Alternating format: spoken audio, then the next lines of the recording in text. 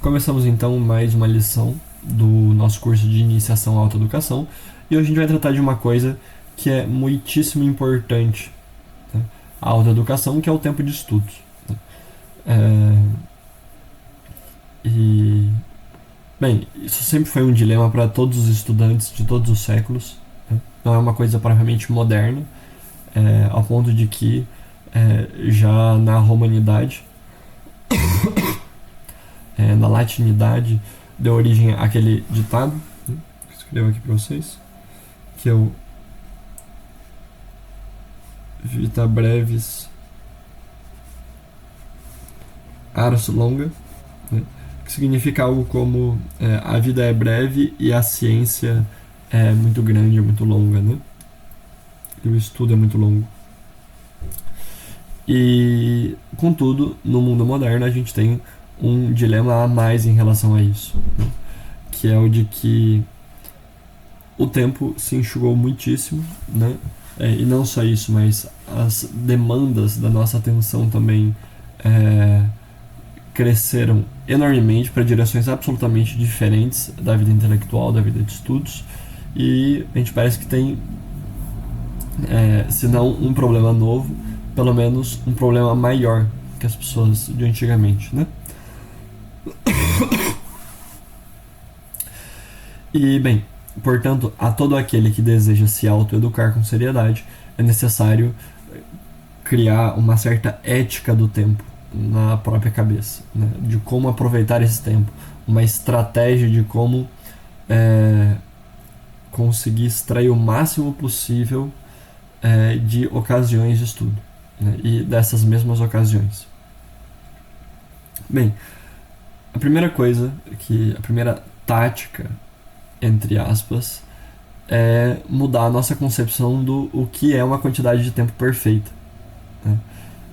E entender que o mais perfeito, o melhor, o mais útil para a vida intelectual não é propriamente o ter muitos tempos de estudo, né? Mas ter uma boa qualidade de tempo, né? Isso é uma coisa meio óbvia, mas que a gente tem que dizer, né? Nosso primeiro princípio, então, é esse. Saber que a qualidade do quanto a gente aproveita o tempo é mais importante do que provavelmente a quantidade do tempo, né?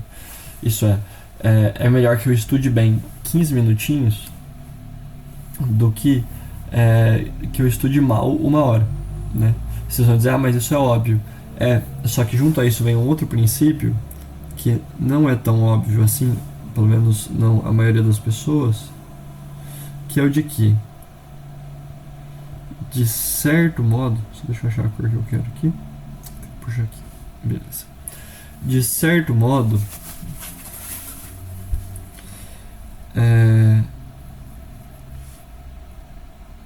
a pouca quantidade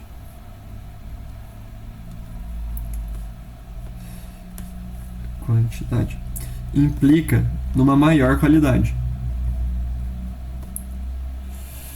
Isso é muito perceptível na prática quando a gente nota que quando a gente tem um tempão à nossa frente, a gente não estuda tão bem porque a gente folga. Pelo contrário, se você tem ali só 15 minutinhos para estudar, e você tem que fazer o que tem que fazer naquele tempo, você vai pegar e vai aproveitar aquilo o máximo possível, né? Então é importante notar isso. E de certo modo, ter um tempo exprimido faz com que esse exprimir crie uma pressão e a pressão crie uma tensão a mais nesse estudo, né? E a qualidade também cresça. Opa, vou só ativar aqui. Pronto. Além disso, o segundo princípio que nós temos de ter para aproveitar bem o tempo é o de que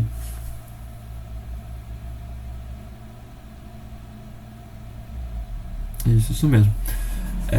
Para ganhar muito tempo de estudo, para conseguir liberar, ou melhor, para conseguir aproveitar ao máximo o nosso tempo, a gente não tem que, por assim dizer, como dizer, criar certos atos de estudo, mas sim criar um hábito de estudo, né? Então, vou colocar isso como um outro princípio. os atos não são tão importantes quanto o hábito de estudo. Isso é, não é questão de criar tanto uma rotina de estudos, na qual eu estudo em tal ou qual horários, mas principalmente ter um estilo, por assim dizer, de vida estudioso, né? De tal forma que você esteja sempre lendo, a sua vida seja ler, seja pensar, seja refletir, né? É de tal forma que você principalmente o faça quando não percebe, né? É uma distinção um pouco difícil de fazer, que a gente vai tentar ilustrar um pouquinho melhor. É melhor, não que algum dessas opções seja ruim, mas é melhor o sujeito que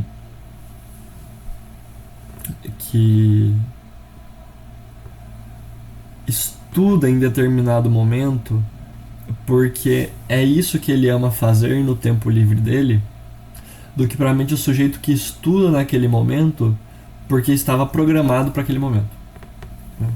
É claro que a segunda opção tem uma dimensão de disciplina que é muito boa, né?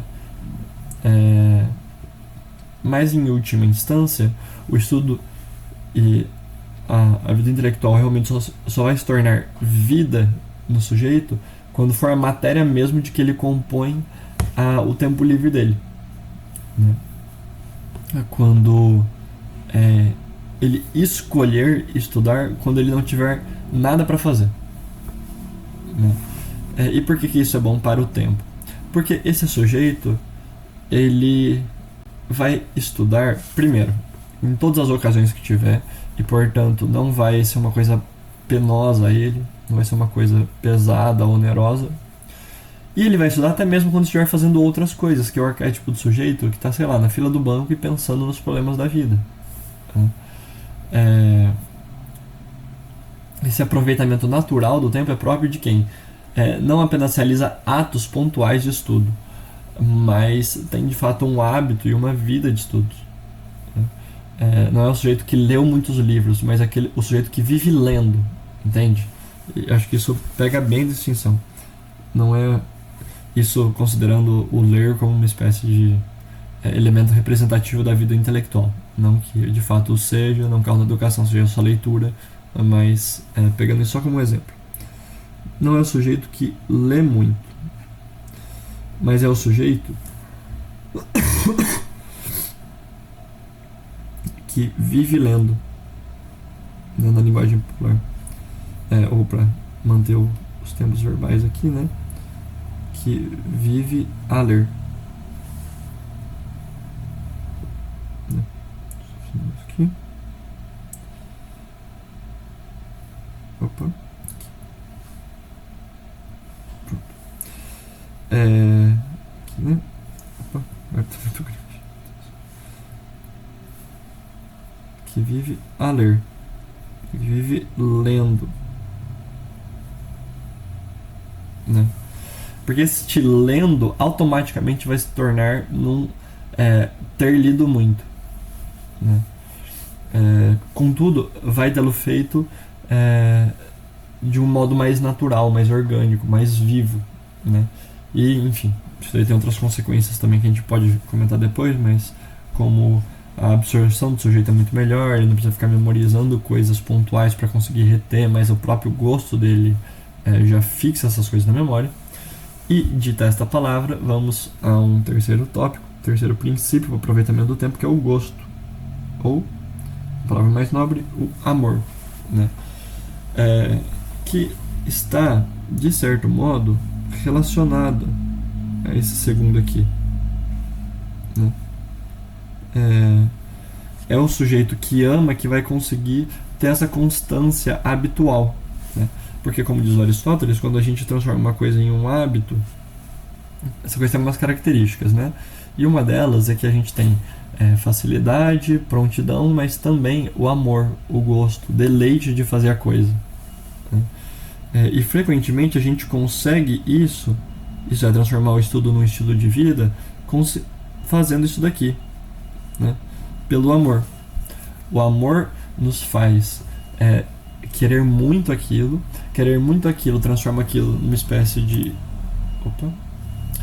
estilo de vida, e aquele estilo de vida faz com que a gente realize a coisa muitas vezes, né?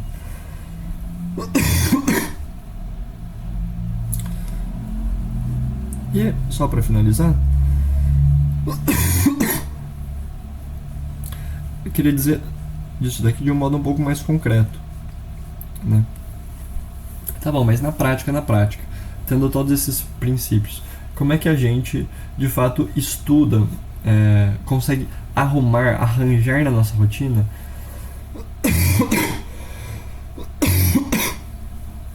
nossa, que tosse chato, muitos tempos de estudo, né? Bem, primeiro, a gente está pressupondo que o nosso dia ele é cheio, né? E em toda coisa cheia, para que a gente arrume espaço para colocar ainda uma outra, a gente tem que ou tirar ou diminuir as demais, né? E para que a gente faça qualquer tipo de alteração, seja de inserção, seja de diminuição, a gente precisa ter inicialmente um domínio sobre o nosso dia. E esse domínio a gente só consegue por uma coisa chamada disciplina. Disciplina essa que se materializa concretamente na organização do dia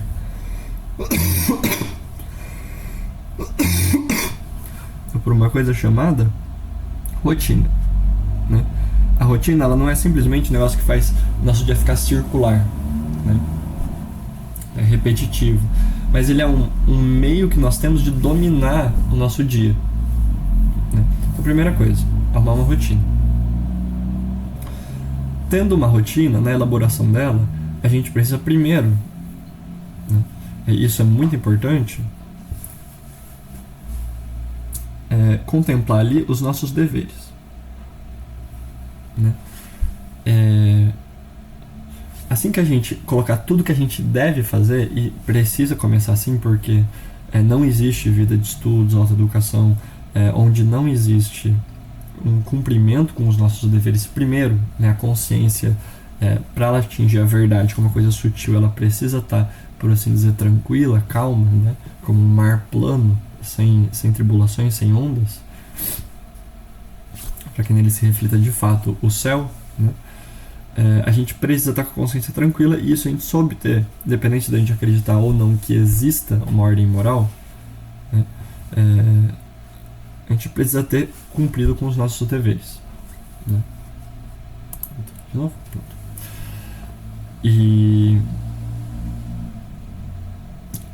contemplado, colocados os nossos deveres na nossa rotina, a gente vai ver que vai sobrar um negocinho chamado tempo. Eu escrevo tempo livre, mas isso é muito mal entendido hoje em dia, então eu vou colocar como um tempo aberto. Vai sobrar tempo, né? E é nesses espaços de tempo que a gente tem que inserir a nossa vida de estudos. A gente poderia se dizer, né? Ah, mas isso é muito óbvio, claro, né? Eu vou colocar o meu estudo, a minha autoeducação neste momento. Sim, só que qual que é a grande novidade disso? É principalmente isso daqui, né? O dever precisa vir primeiro e conseguir localizar o estudo neste cara aqui. É no tempo aberto, no tempo livre que nós temos, que o estudo ele tem que entrar, né? E ele tem que entrar primeiro aqui, né? Estabelecendo isso é absolutamente fundamental. Um horário para acontecer. Ah, mas cada dia varia. Tá bom, então determina um horário para cada dia. Ah, mas eu não sei, talvez aconteça um imprevisto. Tá bom, se acontecer um imprevisto, você muda. Mas assim, a nossa cabeça ela precisa ter uma base de horário para querer fazer a coisa, né? Porque assim, a gente não faz a coisa só quando a gente já está realizando, mas desde antes, o nosso organismo interior, da nossa vida interior, se a gente sabe que vai fazer algo no futuro, vai se amoldando e se conformando a fazer aquilo naquele horário, né? Sem isso daqui, nossa cabeça fica maluca e ela não consegue se preparar direito, né? Estabelecer um horário não é tanto pelo horário, mas é principalmente pela certeza, né? Porque é apenas quando eu dou uma certeza para mim mesmo que as outras dimensões do meu ser, né, minha parte biológica, minha parte psicológica, meu inconsciente, etc., pode se arranjar. Sem isso ele não consegue, né? É igual quando a gente diz, putz, eu preciso realmente acordar a tal horário, eu não posso deixar de acordar nesse horário. É aí que o nosso relógio biológico vinca e de fato nos acorda naquele horário. Isso daqui é a base, né? Precisa ter um horário. Contudo, a gente não vai estudar só quando a gente tiver um horário livre, né? Existe uma outra modalidade de aproveitamento de horário, que é o estudo das frestas. Opa. Um estudo das frestas do dia. Acho que é assim que escreve. Enfim, estudo nas lacunas, né? Talvez fosse mais claro. Nas lacunas do dia. Isso estudar naqueles horários. Então, estudar naqueles horários que aparecerem, que eram imprevistos e que a gente não esperava ter, mas teve, né? É um jeito mais difícil de estudar, é uma modalidade mais difícil, mas que aproveita muito tempo, né? Pense, por exemplo, quantas viagens de carro nas quais a gente só vai ouvindo o nada ou pensando em nada, a gente poderia aproveitar para, por exemplo, ouvir um audiolivro, né? Ou nos momentos de espera de fila ou coisa do tipo, a gente também poderia, esperando alguém. Mas para isso é necessário que a gente esteja pronto, né? A característica deste modo de estudo é isso, é que ele precisa, deixa eu tirar aqui para não parecer que está listado, ele precisa estar pronto para acontecer, né? Primeiro, a gente precisa de uma prontidão de espírito. Isso é, você tem que acordar já pronto para, em qualquer ocasião, a sua cabeça saber que você vai aproveitar ela para estudar, né? Depois, uma prontidão de material, né? Isso é, você precisa ter os livros que você está lendo, as reflexões que você está tendo na ponta da língua, no caso da reflexão, na ponta dos dedos, no caso do material, né? Para que tão logo apareça a ocasião, já desperte e você estude realmente, sem demorar muito, né? E por fim, né, talvez esse devesse vir até antes da prontidão material, a prontidão de assunto, né? Você tem que saber o que é que você vai estudar. E por que tudo isso? Porque esse estudo, ele é muito rápido. E a preparação dos estudos que nós normalmente fazemos é uma coisa que pode atrapalhá-lo, né? Então a gente tem que rapidamente tá com tudo disposto para já começar, né? E aproveitar essas lacunas. E bem, eu queria fazer um comentário mais sobre isso daqui, sobre a prontidão do assunto, que é uma outra coisa muito importante, né? No fundo, o grande problema do estudo das pessoas e o motivo pelos quais eles são circulares, né, que iniciam, só que aí retornam e voltam no mesmo ponto, e não são lineares, é que as pessoas têm uma noção meio caótica do que estão fazendo quando estudam, né? E no fundo, este retorno aqui, que retorna no início, não é tanto por falta de tempo, né? Não é tanto por desmotivo de não ter ocasiões de estudo, mas é principalmente porque o sujeito não tem uma ordem, né? É a ordem que dá vontade de estudar, porque você consegue vislumbrar uma coisa muito grande ali na frente e você tem esperança de atingi-lo, aí você o atinge de fato, você acompanha as etapas e você tem a recompensa de cada etapa vencida. É isso que faz a gente encontrar tempo de estudo, porque você sabe mais ou menos o quanto você precisa e aí você consegue se calcular muito melhor. Você sabe o que é que você vai ter que ler, portanto você entende a ocasião, as circunstâncias, as condições nas quais você sabe estudar, nos quais você vai precisar estudar. Se vai ser num ambiente mais silencioso, se pode ser uma coisa estudada no correr do dia, né, etc. E portanto, eu reitero isso daqui, ó. É necessário ter muita disciplina concretada numa rotina de estudos, né? E além de uma rotina, também num plano de estudos, para você conseguir organizar o tempo. Sem isso, nem faz sentido você ter tempo de estudo, né? É como, sei lá, o jogador de futebol que quer arrumar tempo para jogar bola só para ficar na várzea, né? Só para jogar amistoso, né? Não, o sujeito vai se dedicar intensamente a um esporte se ele souber de quais campeonatos ele está participando, quais são as metas que ele tem que bater. Sem isso, não faz sentido achar tempo para treino, né? E assim também com os estudos. Bem, eu espero que esse vídeo tenha ajudado de alguma forma, e se gostaram, ajudou em algo, recompensem, paguem-me comentando aí embaixo o que vocês acharam e curtindo o vídeo.